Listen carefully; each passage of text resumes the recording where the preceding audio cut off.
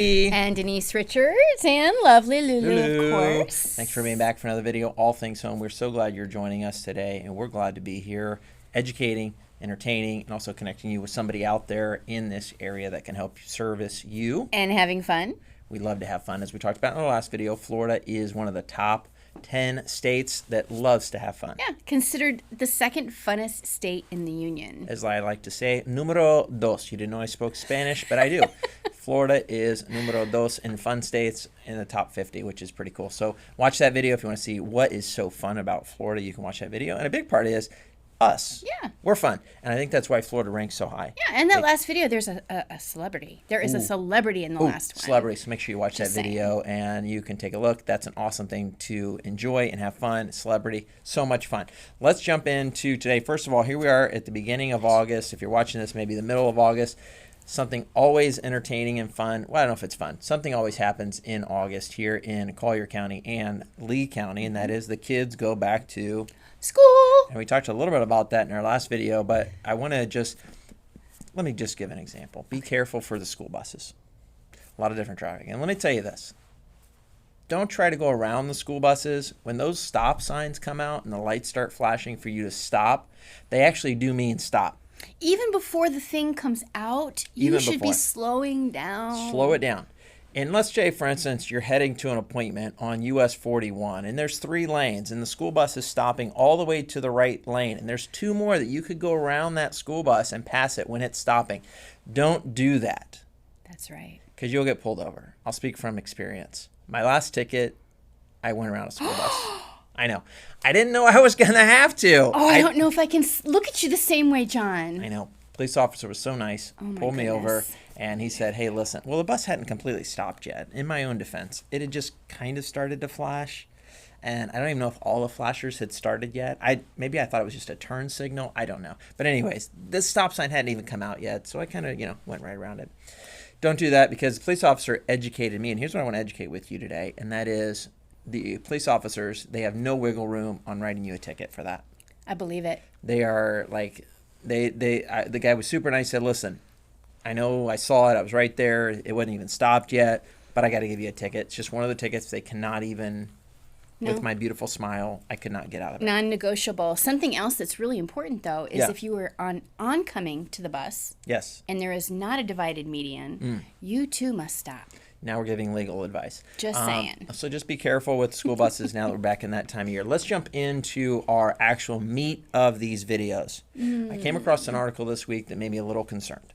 And I think for you as well, too. And it has to do with kids. All right. This article talked about how 50 years ago, actually just under 50 years ago, 9% of young adults moved back home. They came back into the house. 9%. That's pretty low. So 1 out of every 10 kids that you send off into the world is going to come back and live with you as a parent, okay? Numbers totally changed, almost tripled that. 25% of young adults move back home. Oh my gosh. And I think that's going to keep going up because home prices are going up. It's a little kids more debt out of college, so it's harder for them to purchase that home right away. Maybe when wages become a little bit more commensurate with home pricing, we'll see that go back down. What's commensurate? I don't even know what that means. In alignment with. In alignment with, yes. So that's an interesting number. Now, I have 3 kids. So out of those 3 kids, my chances are pretty high that at least one of them is coming back. Right? Which, great. Right? Yeah. So you have a daughter. I have a daughter. She's 23.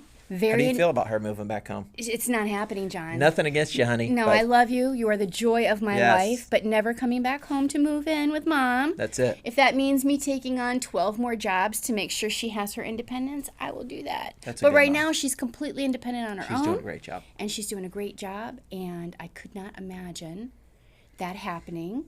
When you did imagine it there for a second, I saw stress kind of come over your face. I did. I'm thinking of 10 other children that I know of the same age. Yes. And I believe my daughter is the least likely to return home. Okay. And that's what we're going with. Good. Go with that. So anyways, interesting set. I thought I'd throw that out there. Just a little bit of fun. Yeah. Another thing about the market over the last year, we know we've been a crazy market the last 18, 20 months. So I saw this stat. Inventory is almost 30% above what it was a year ago. Now, a year ago, it was super crazy low.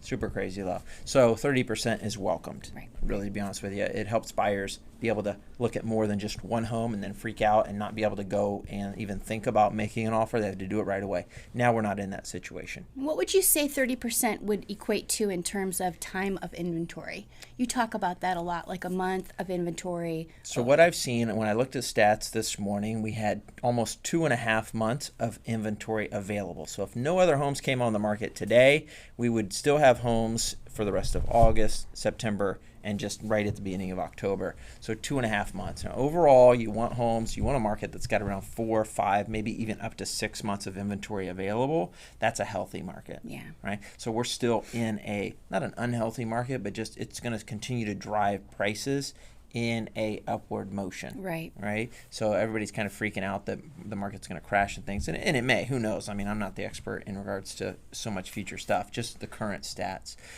So great question. The other thing I want to talk about in regards to that is bidding wars. So I do a lot of listings in this area and help a lot of buyers, and I have not seen very many bidding wars going on. What's a bidding war? Home goes on the market, and within a few hours or a few days, you have a lot of offers coming in. We got a lot of bidding going on.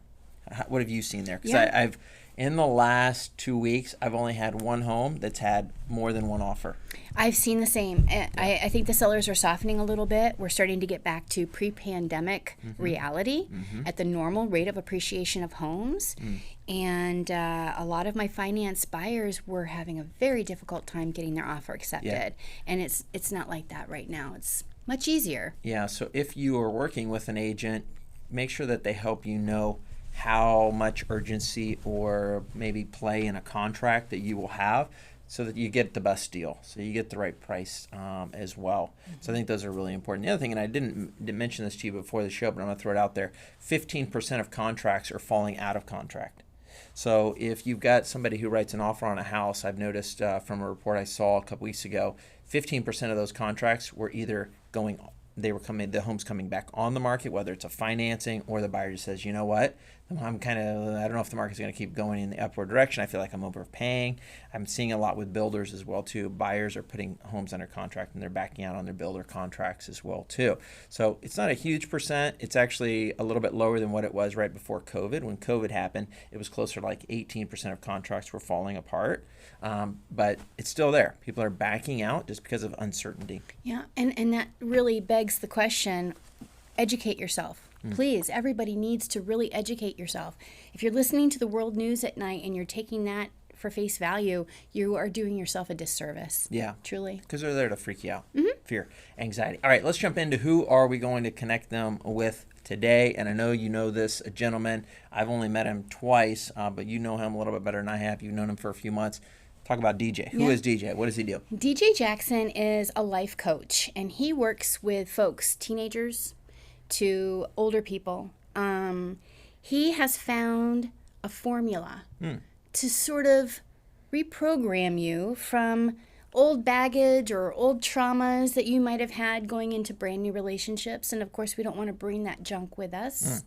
He has a formula. Nice. And super individual. I can't say enough about him. His son actually plays football. Oh, cool. Yeah. For Notre Dame? Notre Dame. That's Notre right. Dame. Notre Dame. And he was a coach also for football. So he's able to take his analytical mind and his coaching mind and his wonderful personableness and put it to good use in helping people with their lives. Yeah. So if you have something that you're carrying around with you baggage-wise, emotional probably I would think, or trauma or anything like that, sounds like DJ would be a great person for you to chat with. I'm sure it'd be fine to have a quick phone call with you and see if you guys could be a good fit and help you move past that in your life and not carry it on maybe to your next relationship or carry it on to relationships you already have. Exactly. Yeah, so reach out to DJ. We're going to put his information below, and I think it popped up on the screen for you as well, too. Thanks, DJ, for being a part of our network and for helping those that we like as well, too, and that we support. So thank you for being that person for us. So that's it for today's video. I think we hit pretty much everything today. If you'll stick around for another 5 or 6 seconds, there's going to be another video that pops up here or here on the screen somewhere. Watch those, and don't forget to like and subscribe to our video today. We would greatly appreciate that. Yeah, we need likes for Lulu. We need likes for Lulu. Enjoy the rest of your summer because it's almost gone. John C., Denise Richards, and the lovely Lulu. We'll see you guys next week. Bye.